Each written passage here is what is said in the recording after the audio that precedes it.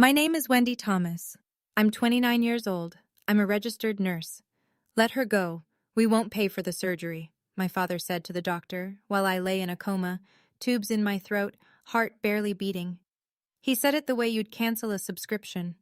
No hesitation, no trembling voice. He signed the Do Not Resuscitate order at 11:18 on a Tuesday night. Not because the doctors told him I was beyond saving, but because the billing department told him the number. That was all it took. A number. And when I woke up 3 weeks later, bruised, broken, barely able to lift my own head, I discovered that the DNR wasn't even the worst thing he'd done while I was unconscious. What I did in the next 24 hours didn't just change my life. It collapsed his, and he never saw it coming. Because he forgot one thing about me. Before I go on, please take a moment to like and subscribe, but only if you genuinely connect with this story. Now, let me take you back 7 months earlier, to the day my grandmother died and everything started to unravel. I was born with a hole in my heart, a ventricular septal defect. That's what the cardiologist called it. I was 4 years old when they opened my chest. The surgery took 11 hours. The bill took my parents 20 years to forget. Or rather, it took my mother 20 years to forget. My father never did. You know how much you cost this family, Wendy? I was 8 the first time he said it. I'd asked for new sneakers. Mine had a crack along the sole and my socks got wet every time it rained. He was sitting at the kitchen table with a stack of medical bills. He didn't look up. $214,000. That's what you cost. I didn't get the sneakers. By the time I was 12, I'd stopped asking for anything. By 15, I was babysitting 3 houses on our block to pay for my own school supplies. By 18, I signed my first student loan, alone, while my older sister Meredith packed for the state university my parents were funding in full. Nobody questioned it. Meredith got a car at 16. I rode the bus. Meredith got her tuition paid. I got a repayment plan. Meredith got birthday dinners at restaurants. I got cake from a box and a card signed by my mother only. And I accepted all of it. That's the part that's hardest to explain. I wasn't angry. I genuinely believed I owed them. My father had repeated it so many times, you cost this family everything, that the debt felt as real as the scar on my chest. I carried it the way I carried my nurse's badge, every single day, without thinking. The only person who never mentioned that debt was my grandmother, Lillian. Lillian Price lived alone in a small brick house on Elm Street in Norristown, Pennsylvania. 2 bedrooms, 1 bathroom, a porch swing that creaked when the wind blew. She'd lived there for 41 years, raised my mother there, buried my grandfather from there, and kept the garden alive through every winter since. I started visiting her every Saturday when I was 23, fresh out of nursing school, drowning in student debt.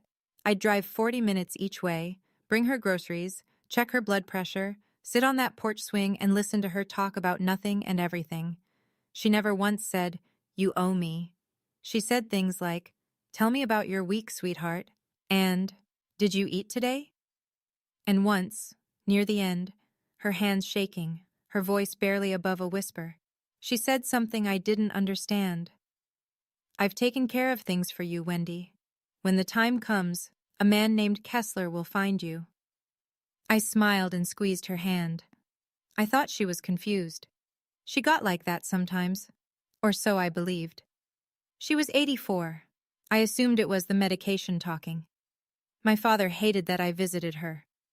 "You're wasting gas," he'd say. "She doesn't even remember your name." That was a lie.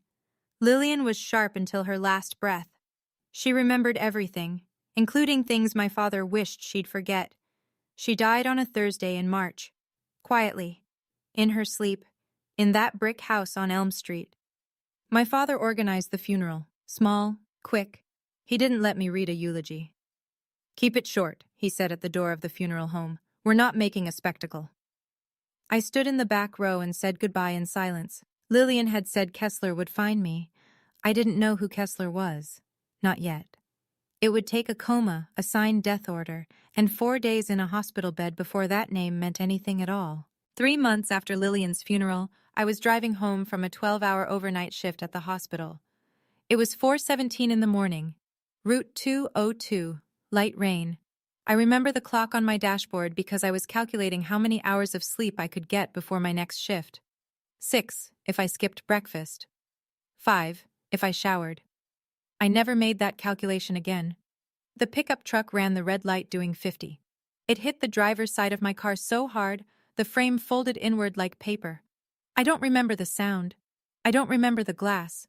I'm told I was conscious for about 90 seconds after impact, long enough for the paramedic to hear me say my name. Then nothing. Traumatic brain swelling, 4 broken ribs, internal hemorrhaging. The ER team at St. Catherine's, my own hospital, the place where I clocked in and out 5 days a week, opened me up within the hour. But the bleeding wouldn't stop. They needed a second surgery, a specialist, more time in the OR, and someone had to authorize it. I had no husband, no children. The emergency contact on my hospital file was the same name that had been there since I was 18, because my father had insisted on it. Gerald Thomas, next of kin. They called him at 10:30 that night. He arrived at 10:47. I know the exact time because the front desk logged it. He didn't go to my room first. He didn't ask the nurse how I was doing. He didn't ask if I was in pain or if I was afraid or if I had woken up even once. He walked straight to the billing department, and he asked one question: how much is this going to cost? I learned what happened next from a woman named Patricia Walsh. Everyone at St. Catherine's called her Pat. She was our head nurse, 28 years on the floor, a voice like gravel, and a memory that missed nothing. Pat was at the nurse's station when my father walked out of billing and found Dr. Richard Hale, the surgeon managing my case. She heard every word. "The second surgery," my father said. "What's the estimate?" Dr. Hale told him. 180 to 240, depending on complications. Insurance would cover part of it, but there'd be significant out-of-pocket, especially because my father was co-signer on some of my old medical accounts. He'd insisted on that when I was 18. I thought it was a kindness. It was a leash. My father didn't blink. "She doesn't have a healthcare proxy," he said. "I'm her father. I'm the decision-maker here." Dr. Hale nodded carefully.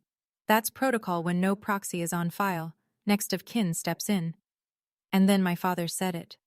"Let her go. We won't pay for the surgery." Pat told me later that Dr. Hale didn't respond immediately.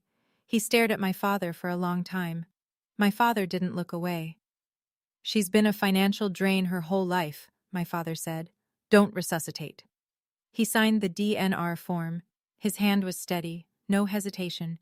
He put the pen down, asked if there was anything else he needed to sign, and walked toward the elevator. He didn't visit my room. He didn't look through the glass. He didn't say goodbye. Pat stood behind the station counter, gripping the edge with both hands. She told me her knuckles were white.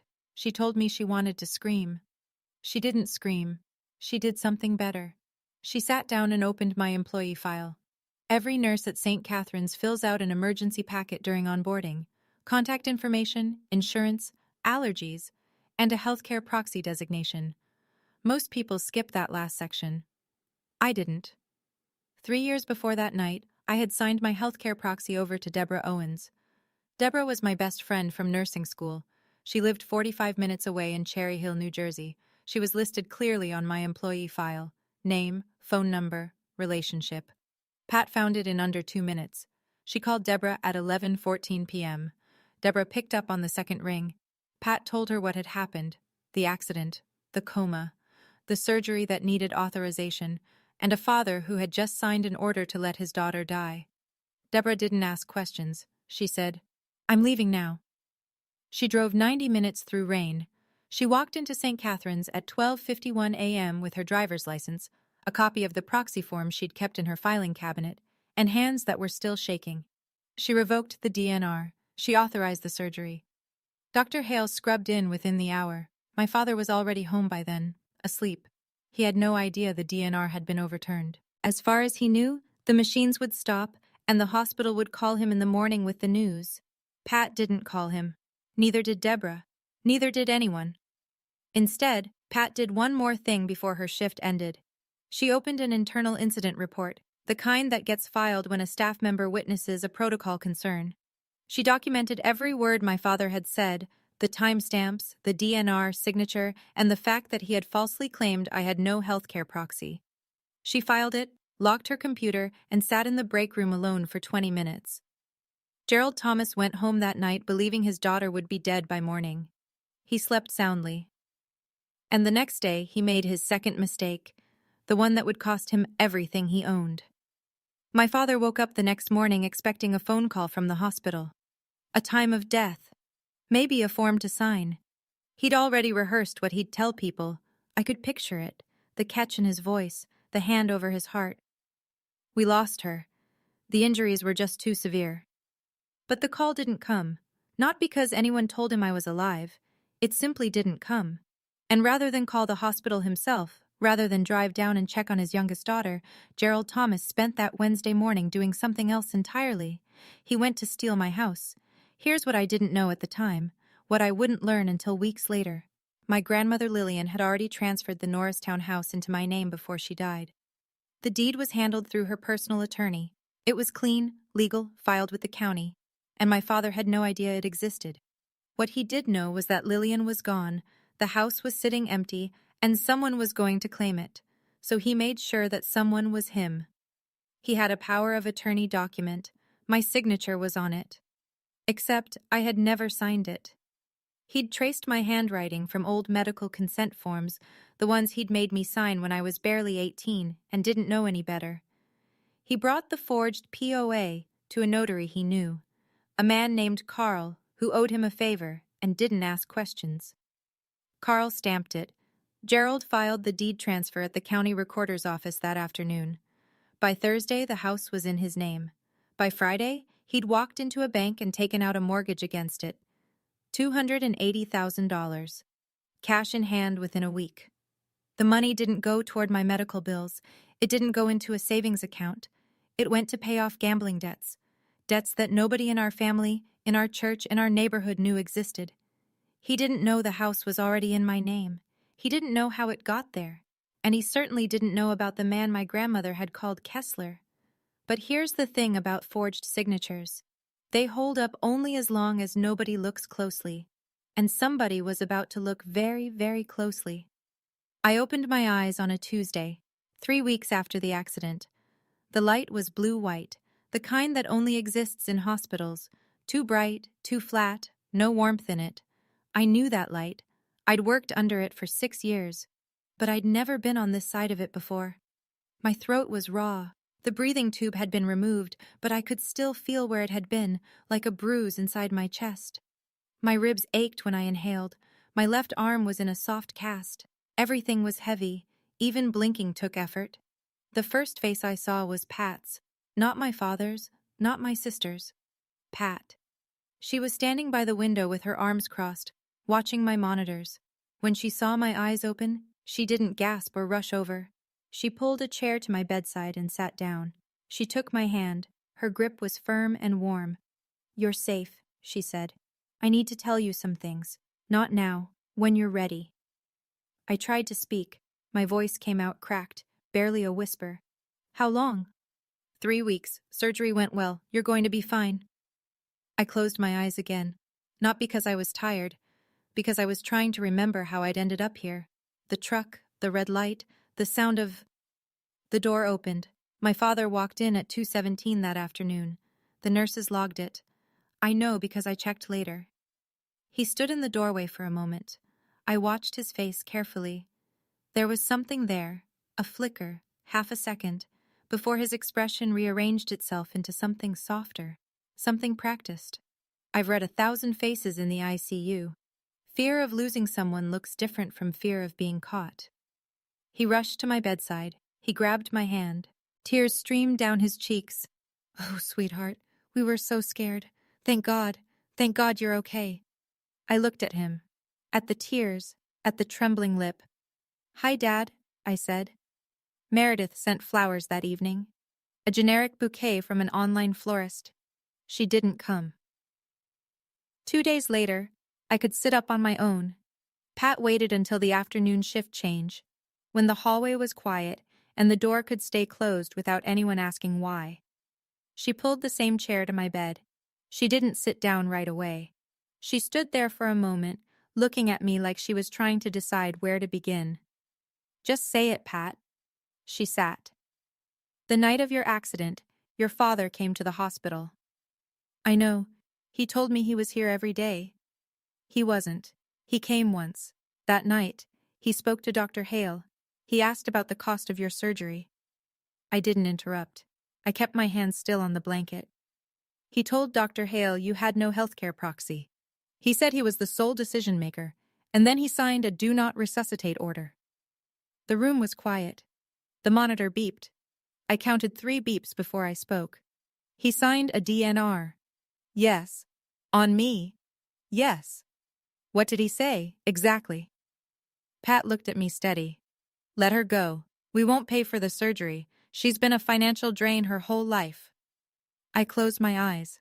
Not because I was surprised, because I finally had the words for something I'd felt my entire life, the shape of a truth I'd always known but never heard spoken aloud.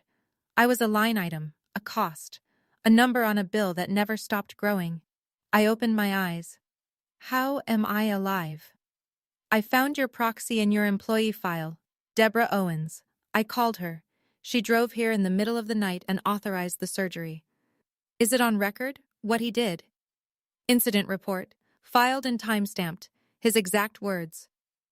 I stared at the ceiling for a long time. Then I looked at Pat. Get me my phone. She reached into the drawer of my bedside table and handed it to me. I powered it on. 32 missed calls from my father. 11 from Meredith. I scrolled past all of them. I opened my contacts and found a name I hadn't called in months. A name my grandmother had given me, Kessler. The phone rang twice. This is Donald Kessler. The voice was calm, measured. The kind of voice that has read 10,000 documents and is surprised by none of them. Mr. Kessler, my name is Wendy Thomas. I think my grandmother... Miss Thomas. He cut me off gently. I've been trying to reach you for 4 months. I gripped the phone tighter. My ribs protested. I didn't care. He explained. Lillian Price had come to his office 2 years before she died. She sat across from his desk, sharp-eyed and clear-headed, and told him she wanted to make a will. Not through the family attorney, not through anyone her son-in-law might know, through him, privately, notarized by his own staff, sealed. The will was simple. The house on Elm Street in Norristown, to Wendy Marie Thomas. Solely. A trust account containing $85,000. To Wendy Marie Thomas. Solely. No other names. No conditions. It was probated 5 months ago, Kessler said. The court confirmed it. The deed transfer to your name was filed and recorded. I sent certified letters to your address. They were returned. I called your listed phone number. Someone told me you'd moved out of state and didn't want to be contacted. My father. That was my father's voice on the line, telling Kessler I was gone. I'm in the hospital, Mr. Kessler. I was in a car accident. I've been in a coma for 3 weeks. A pause. I'm sorry to hear that, Miss Thomas. The house, I said. Is it still in my name? A longer pause. Let me pull the current deed records. I'll call you back within the hour. I hung up and set the phone on my chest. Pat was still in the room, standing by the door. Your grandmother told me you'd call, Kessler had said before we hung up. She said, Wendy always comes through, just give her time. 1 hour. That's all it took for Donald Kessler to discover what my father had done, and for my plan to begin. The phone rang 53 minutes later. Kessler's voice was different now, still measured, but there was an edge beneath it, the controlled tension of a man who has just read something he wasn't expecting. Miss Thomas, the deed to your grandmother's property was transferred out of your name 3 weeks ago. I stared at the IV drip on my arm, counted the drops. 1, 2, 3. Transferred to whom? Gerald Thomas, your father, using a power of attorney. I never signed a power of attorney, Mr. Kessler. I know you didn't, because I have the original deed transfer from probate, your name, notarized by my office. No POA was ever authorized by you or recorded through my firm. So it's forged. That is my assessment, yes. And there's more. I ran a lien search on the property. A mortgage was recorded against it 6 days ago. $280,000. The number sat in the room like a third person. I could hear Kessler breathing on the other end, waiting. He leveraged the house, I said. He did. I reached for the pen on my bedside table. My hand wasn't shaking. I don't know why. Maybe because none of this was surprising. Maybe because I'd spent 29 years learning exactly who my father was, and this was simply the final lesson. I wrote down every number Kessler gave me. The mortgage amount, the recording date, the lien holder, the notary's stamp number. Miss Thomas, do you want to press charges? Not yet. I want to see how deep this goes first. There's one more thing, Kessler said. Your grandmother left you a letter, sealed. She asked me to deliver it to you in person, only to you. I set the pen down. When can you come to the hospital? Tomorrow morning, 9 o'clock. I'll be here. I hung up, wrote the last number down. Then I turned to Pat, who had been standing silently by the window the entire time. Pat, I said, what time did my father sign the DNR? 11:18 p.m. I wrote that down too. Gerald Thomas visited his daughter the next afternoon with a bouquet of yellow roses and a Tupperware of banana bread that Meredith had baked. He set both on the table beside my bed, kissed my forehead, and sat down with the sigh of a man carrying an enormous burden. He was good at this. The performance. I'd watched it my entire life, at parent-teacher conferences, at church potlucks, at holiday dinners. The weary father, the silent provider, the man who sacrificed everything and never complained. The doctors say you'll be out in a week, he said, squeezing my hand. We'll take care of everything. Thank you, Dad. Meredith came this time, first visit since the accident. She stood at the foot of my bed with her phone in her hand and a tight smile that didn't reach her eyes. We were so worried, she said. I couldn't sleep for weeks. I looked at her. She looked at the window. My father leaned forward, his voice low and warm. The voice he used when he wanted you to feel held. Don't worry about the medical bills, sweetheart. We'll figure it out as a family. That's what families do. That's what families do. The man who signed my death order was sitting at my bedside, holding my hand, telling me about family. As a family, I repeated. I squeezed his hand back. I smiled. He smiled too, satisfied. He thought the script was working. They stayed for 40 minutes. Gerald talked about the weather, the Phillies, a leak he'd fixed for a client on Saturday. Meredith checked her phone 11 times. Then they left. I watched the door close behind them. I sat still for 10 seconds. The room was silent. Then I picked up my phone and called Kessler. Mr. Kessler, when can you come? Bring the letter. Donald Kessler arrived at 9 the next morning. He was shorter than I'd imagined. A quiet man in a gray suit, silver-rimmed glasses, a leather briefcase that had seen decades of use. He shook my hand gently, mindful of the IV line, and pulled a chair beside my bed. Your grandmother spoke about you often, he said. Every meeting, she mentioned you. He opened the briefcase. Inside was a manila envelope, sealed, Lillian's handwriting on the front. Just my name, Wendy. I broke the seal carefully. Inside was a single sheet of paper, folded twice. Her handwriting was thin but steady. She had written this while she could still hold a pen. Wendy, I know your father will try to take everything. He already has over the years. My pension, my savings, things I never told you because I didn't want to break the family apart. That was my mistake. Don't make it yours. The house is yours. The money is yours. Mr. Kessler has all the paperwork. Don't let anyone take what's yours, not even your father, especially your father. You are stronger than me, sweetheart. You always have been. I'm sorry I didn't say this while I could still hold your hand. I cried. For the first time since I'd woken up, since the accident, since Pat's words, since every cold revelation that had stacked on top of the last like bricks. I cried. Not because I was weak, because my grandmother had seen me, all of me. And she had planned for this moment the way she planned everything, quietly, carefully, with love that didn't need applause. Kessler waited. He set a thick folder on the blanket beside me when I was ready. The original will, the probate records, the deed transfer in my name, and the lien search showing my father's mortgage. "You have everything you need," he said. "What do you want to do?" I wiped my face, sat up straighter, my ribs screamed. I didn't care. "I want to do this right. I want to do this publicly, and I want it done before Sunday." Kessler raised an eyebrow. "What's Sunday?" "Our church holds its monthly community gathering. My father's a deacon. He never misses it." Okay, I need to pause here for a second.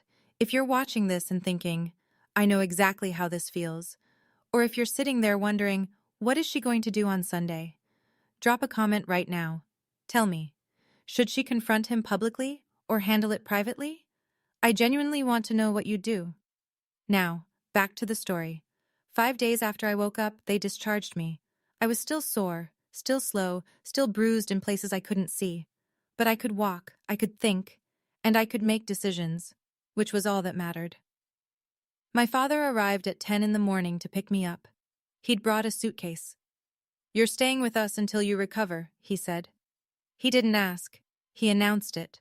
The way he announced everything. No arguments. "That's kind of you, Dad, but Deborah's picking me up. She has a spare room." His face changed. Not dramatically. Gerald Thomas never let the mask slip far, but the corners of his mouth tightened. "You'd rather stay with a stranger than your own family?" "She's not a stranger. She's been my emergency contact for 3 years. Something moved behind his eyes. A calculation. But it didn't land. He didn't connect it to the proxy. Not yet. "Fine," he said. He picked up the suitcase he'd brought and walked out without saying goodbye. That evening, Meredith texted, "Dad's upset. You're being ungrateful, after everything he's been through." I read it. I set my phone down. I didn't respond. At Deborah's apartment, I sat at her kitchen table and called Kessler. We went over the timeline. He confirmed the filings. Court motion to void the fraudulent deed, police report for forgery, notification to the mortgage lender about the disputed title. Everything ready, everything in order. "Sunday," I said. "Sunday," he agreed. That night, my father called. I almost didn't answer, but I needed to hear it. "By the way," he said, his tone casual, almost rehearsed. "Grandma Lillian's house. I've been handling the estate stuff. Don't worry about it. I'll explain when you're feeling better." He was testing me, checking the perimeter, seeing if I knew. "Okay, Dad," I said. "Thanks for taking care of it." I hung up, set the phone face down on the table. Deborah was watching me from the kitchen doorway. "How do you do that?" she asked. "How do you sound so calm?" "Practice," I said. 29 years of practice. Let me tell you about my father's church. First Grace Community Church sits on a tree-lined road in a suburb west of Philadelphia. White steeple, red brick, parking lot that fills up every Sunday by 9:45. About 120 people attend weekly. Families, retirees, small business owners, teachers. The kind of congregation where everyone knows your name, your kids' names, and what you brought to the last potluck. Gerald Thomas had been a deacon there for 15 years. He ushered at the door. He read scripture from the lectern. He organized the men's breakfast. He shook every hand in the room after the service, looked people in the eye, asked about their kids. When the church needed a new roof, Gerald led the fundraising campaign. When someone's furnace broke in January, Gerald fixed it for free and wouldn't take $1. Pastor David mentioned him in sermons. A man of faith and sacrifice. That was the phrase. I'd heard it so many times I could feel it in my teeth. Every first Sunday of the month, the church held a community potluck gathering in the fellowship hall. Folding tables, casserole dishes, paper plates, a standing microphone near the front where people shared blessings and prayer requests. Gerald always spoke. He always talked about gratitude, about family, about what it meant to give without expecting anything in return. 120 people believed every word. This coming Sunday was the first Sunday of the month. I called Kessler on Saturday evening. "Can you be there at noon?" "I'll be there at 11:30. I hung up and sat on Deborah's couch. My ribs still ached when I breathed too deeply. The bruises on my forearms had faded from purple to yellow. I could walk without wincing now, slowly but upright. I wasn't planning a scene. I was planning a conversation, but when 120 people are in the room, every conversation becomes a stage. Sunday morning, 7 a.m. I woke up before the alarm. I stood in front of Deborah's bathroom mirror and looked at myself. The bruise along my jawline was almost gone. The one under my left eye had turned a faint green. My collarbone was still sore when I lifted my arm too high. I looked like someone who'd been hit by a truck, because I had been. I put on a white button-down shirt and black slacks. Simple, clean. No jewelry except the small silver studs Lillian had given me on my 21st birthday. I pulled my hair back, washed my face, didn't bother with makeup. I picked up the manila folder from the kitchen table. Inside, copies of Lillian's will, the original deed in my name, the county's lien records showing my father's mortgage, and the redacted incident report Pat had provided, the one with my father's words printed in black ink on hospital letterhead. I slid the folder into my bag. Deborah drove. We didn't say much. She turned onto the church road at 11:20 and parked near the back of the lot. The steeple caught the sun. "Are you sure about this?" she asked. "I've never been more sure." She squeezed my hand. "Whatever happens in there, I'll be right outside." I nodded. I opened the car door. Kessler was already there. I spotted him near the entrance. Gray suit, leather briefcase, standing by the flagpole with the patience of a man who billed by the hour and had nowhere else to be. He saw me. He gave a single nod. I walked through the front doors. The service was already underway. Hymns, warm air, the smell of old carpet and coffee. I slipped into the last pew and sat down. My father was in the front row. He turned at the sound of the door, saw me. His face lit up. The proud father, the grateful deacon, the man of faith and sacrifice. He raised his hand and waved. I waved back. A small wave. A patient wave. Meredith sat beside him. She glanced at me. She didn't wave. The service ended at noon. The congregation filed into the fellowship hall, a wide, low-ceilinged room with fluorescent lights and folding tables arranged in rows. Foil pans of baked ziti and green bean casserole. Paper plates stacked beside a tower of napkins. The standing microphone near the front, plugged into a small speaker that hummed quietly. Gerald was already up there. He always was. He stood beside the microphone with his hands clasped in front of him, waiting for the room to settle. 120 people found their seats. Chairs scraped against linoleum. Children darted between tables. He tapped the mic. "Good afternoon, everyone. I want to start with something personal today." The room quieted. "As many of you know, my youngest daughter Wendy was in a serious car accident last month. She was in a coma for 3 weeks. The doctors weren't sure she'd make it." He paused. He was good at pauses. "But God is faithful. And today, Wendy is here with us." He turned and gestured toward me. I was standing near the back wall. Every head in the room turned. Applause. Warm, genuine applause. A woman in the second row pressed her hand to her heart. An elderly man nodded. "As a father," Gerald continued, his voice cracking at exactly the right moment, "there is nothing more terrifying than almost losing your child. I prayed every single night. I never left her side." I felt the words land in my chest. Not like a wound, like a key turning in a lock. I never left her side. He said that to 120 people who had no reason to doubt him. "Family is everything," he said. "That's what I've always taught my girls." He looked at me. He smiled. He opened his arms, just slightly, the universal gesture of a father expecting an embrace. I smiled back. I walked toward him. The room watched with soft, expectant eyes. "Dad," I said, loud enough for the first 3 rows to hear, "can I say a few words?" He didn't hesitate. He couldn't.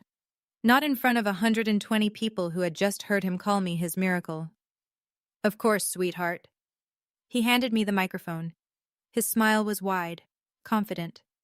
He stepped to the side, hands behind his back, playing the supporting role perfectly. I wrapped my fingers around the mic. It was warm from his grip. I didn't look at him. I looked at the room. "Thank you all for your prayers. I'm truly grateful to be standing here. But I need to correct something my father just said." The room was still. Gerald's smile faded by 1 degree. My father didn't pray by my bedside. He was at the hospital once, the night of the accident. He didn't come to check on me. He went to the billing department first. Then he spoke to my surgeon. I could feel Gerald shifting beside me. I didn't turn.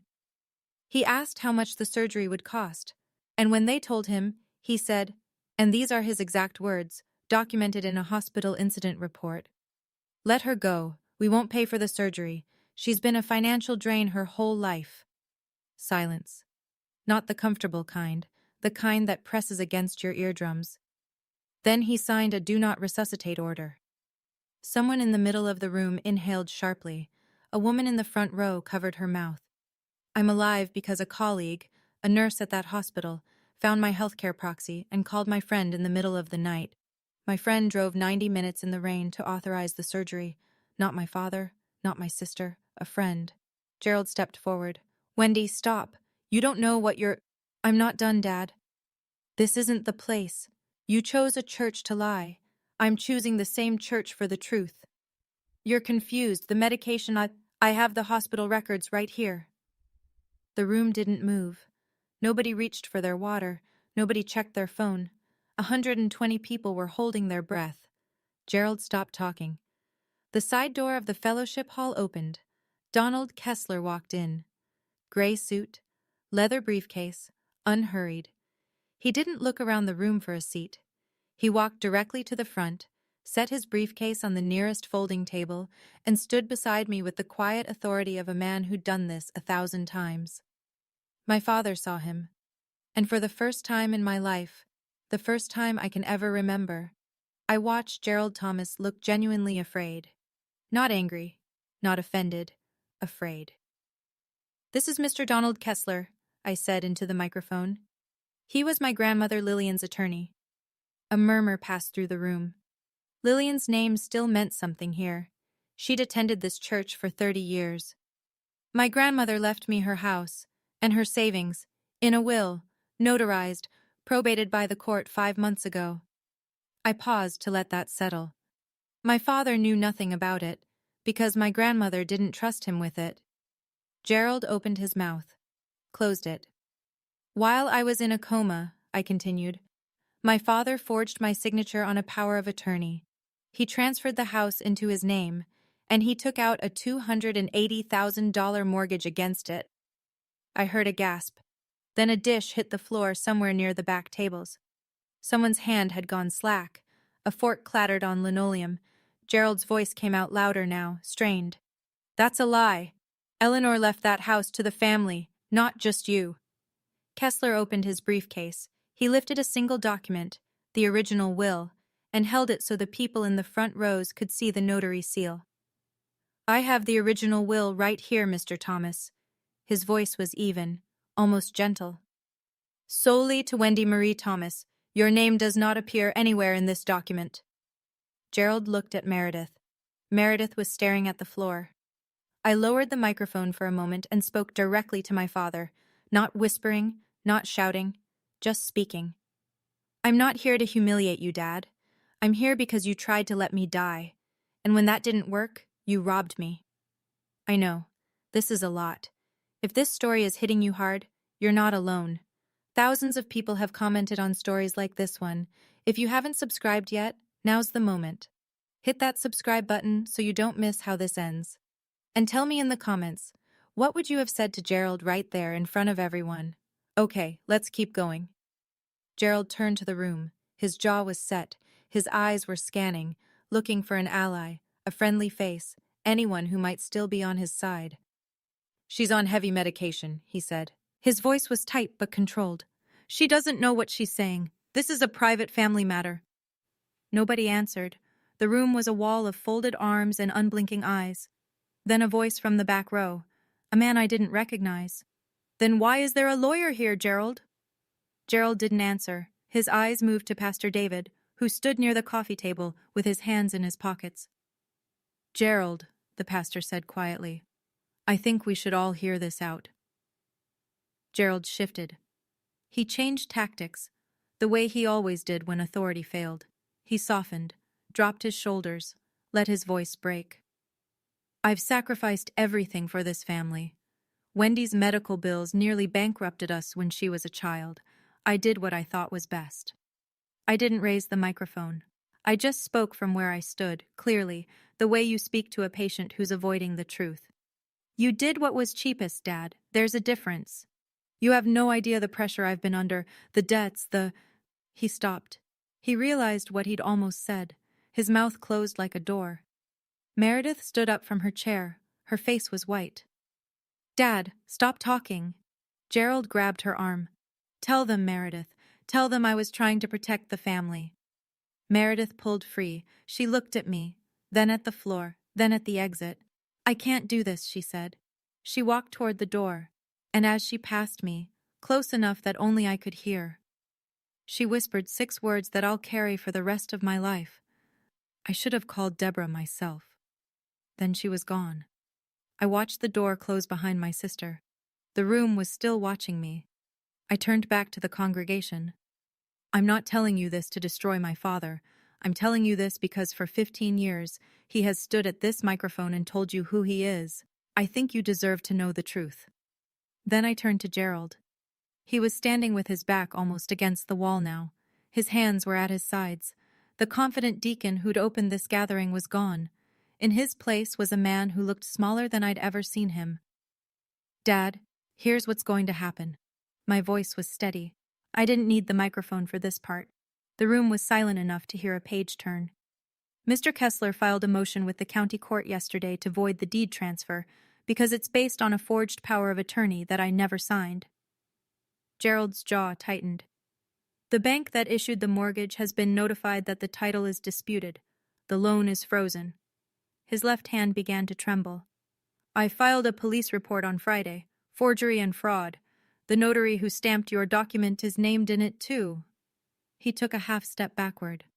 You will be required to return the full $280,000, or you will face criminal charges. Gerald's voice came out raw, almost a whisper. You'd send your own father to jail? I looked at him. Straight on. No flinch. You signed a paper to let your own daughter die. The fellowship hall held its breath. A child somewhere near the back asked their mother a question and was quickly shushed. I'm not sending you anywhere, Dad. I'm giving you a chance to make it right. That's more than you gave me. Kessler closed his briefcase with a soft click. The filings are already with the court, Mr. Thomas. This isn't a negotiation. Gerald looked around the room one last time. I watched him do it. The slow rotation, face by face. These were people he'd known for years. Jim Callahan, whose pipes he'd fixed every winter. Susan Merritt, who brought him coffee after every sermon. Robert Dill, the other deacon, who had stood beside him at every fundraiser for a decade. They all looked back at him. None of them looked away, and none of them moved toward him. Gerald sat down, not in a chair, on the nearest folding table. He put his face in his hands. Robert walked over. He put a hand on Gerald's shoulder, firm, not tender. Gerald, I think you should leave. Gerald stood. He walked toward the door. His shoes made no sound on the linoleum. At the threshold, he turned and looked at me. His eyes were red. His mouth was open, like he wanted to say something, some final line that would land the way his speeches always landed. Nothing came out. He left. I set the microphone down on the nearest table. My hands were steady. My ribs hurt. I didn't care. I'm sorry for disrupting your Sunday, I said to the room. My grandmother Lillian loved this church. She would have wanted the truth spoken here. 2 women came forward and hugged me. A man I didn't know shook my hand without a word. Pat, who had arrived quietly before the service and had been standing near the coffee station the entire time, caught my eye from across the room and gave a single, firm nod. Then someone touched my arm, a small, weathered hand. I turned. An older woman, white hair, cardigan, glasses on a chain around her neck.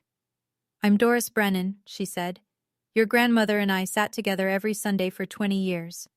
I nodded. I didn't trust my voice.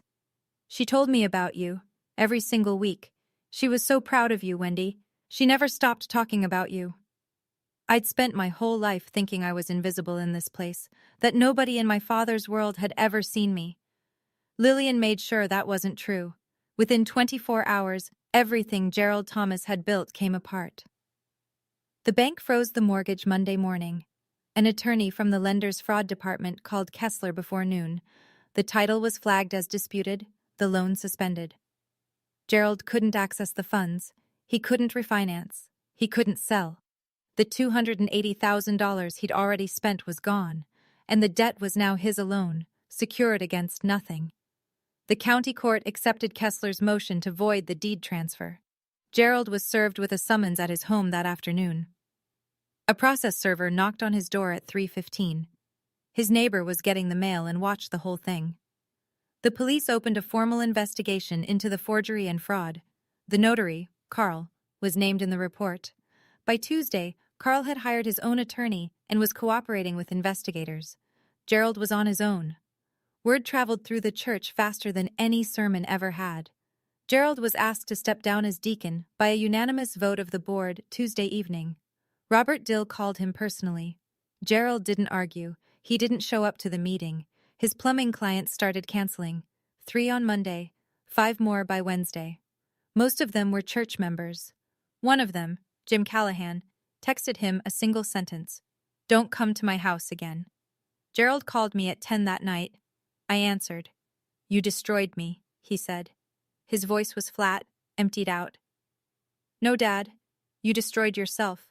I just stopped covering for you." He hung up. He called Meredith next. She didn't pick up. One more thing surfaced that week. Kessler found it during a routine check of my records.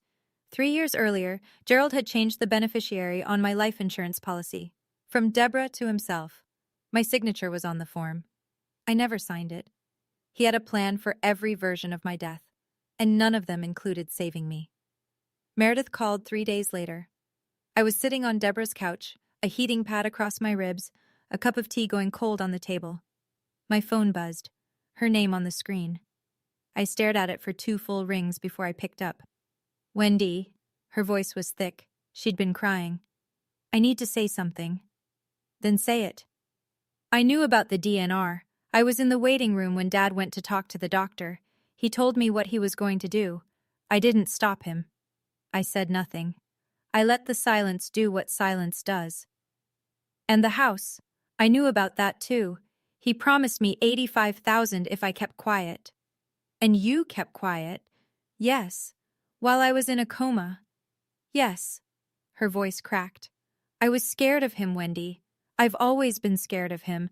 I know that's not an excuse." "It's not." She was crying now, hard, the way she used to cry when we were children, messy, loud, uncontrolled. I remembered that sound. It used to make me want to fix things for her. "I'm not asking you to forgive me," she said. "I know I don't deserve it." "You're right, you don't. Not right now." A long pause. I could hear her breathing. Ragged, thin. "But I'm not going to pretend you don't exist, Meredith. If you want to rebuild something, with me, not with Dad's money, you know where to find me." She didn't say anything for a while. Then quietly, "Grandma Lillian sent me a letter too." I sat up. She wrote, "I love you, Meredith, but you are too much like your father. Choose differently." The line went silent. "Did you?" I asked. "Choose differently?" She didn't answer, because we both already knew. Forgiveness isn't something I owe anyone. But the door isn't locked, it's just closed. She'll have to knock. 1 month later, the deed to Lillian's house was back in my name. The court voided the transfer on a Wednesday. Kessler called me at 10 in the morning with the ruling. I thanked him. He said, "Thank your grandmother." Then he paused and added, "She would have loved watching you in that fellowship hall." Gerald faced criminal charges, forgery in the 3rd degree, fraud, mortgage fraud. His attorney advised a plea deal, probation, full restitution, no prison time if he cooperated. Gerald accepted. He didn't have a choice. The evidence was overwhelming, and Carl the notary had already told investigators everything. Gerald sold his house to cover the debt. It wasn't enough. The remaining balance would follow him for years. He moved in with his brother in Allentown. I heard this through Meredith, who heard it from a cousin. I didn't verify it. I didn't need to. Meredith lost 2 real estate listings from church members. She didn't lose her license. She wasn't charged. She hadn't signed any documents. But people remembered. People always remember. I went back to work, part-time at first. Pat rearranged the schedule so I'd only do day shifts for the first 2 months. She didn't make a big deal about it. She just handed me the new rotation and said, "Welcome back, Thomas." On a Saturday in late October, I drove to Norristown. I parked on Elm Street. I walked up to the brick house with the creaking porch swing and the garden that had gone a little wild. I turned the key in the front door, my key, in my door, and stepped inside. Lavender. That's what I smelled first. Lillian's lavender sachets, tucked into every drawer and closet. The scent of a woman who'd planned for everything. Her photo sat on the mantel. The 2 of us on the porch swing, squinting into the sun. I don't remember who took it. I sat in her rocking chair. I didn't turn on the TV. I didn't check my phone. I just sat. For the first time, I was in a house that was mine. Not because I'd earned anyone's approval, but because someone had loved me enough to make sure I'd be okay. I used to believe that being a good daughter meant absorbing whatever my family threw at me. Every insult, every guilt trip, every time my father reminded me what I'd cost him, I took it all in and said thank you because I thought that's what love required. Silence, gratitude, obedience. I was wrong. Setting a boundary isn't revenge, it's survival. And sometimes, survival looks like a quiet man in a gray suit, a stack of notarized papers, and the courage to stand in front of 120 people and say, "This is what actually happened. I don't hate my father. Hating him would mean he still controls how I feel. He doesn't. Not anymore. He is a man who made terrible choices driven by debts he was too proud to admit and an addiction he was too ashamed to face. That doesn't excuse what he did. But it does explain why I don't need to carry his weight on my shoulders any longer. If you're watching this and you see yourself anywhere in my story, in the guilt, in the silence, in the bone-deep belief that you owe people who have hurt you, I want you to hear this clearly. You don't. You don't owe anyone your health. You don't owe anyone your home. And you certainly don't owe anyone your life. My grandmother Lillian taught me that. Not with lectures, not with shouting. With a letter, a house, and a lawyer named Kessler. I still go to church, by the way. Different church, same God, smaller congregation, friendlier coffee, and I sit in the front row. Not because I need to be seen, because I'm done hiding in the back. Thank you for staying with me until the very end. If Wendy's story resonated with you, or reminded you of someone you love, leave a comment below. Tell me, what boundary have you set that changed your life? I'd love to hear your story. And if you want more stories like this one, check the description. There's one waiting for you that I think you'll connect with even more. Subscribe, and I'll see you in the next one.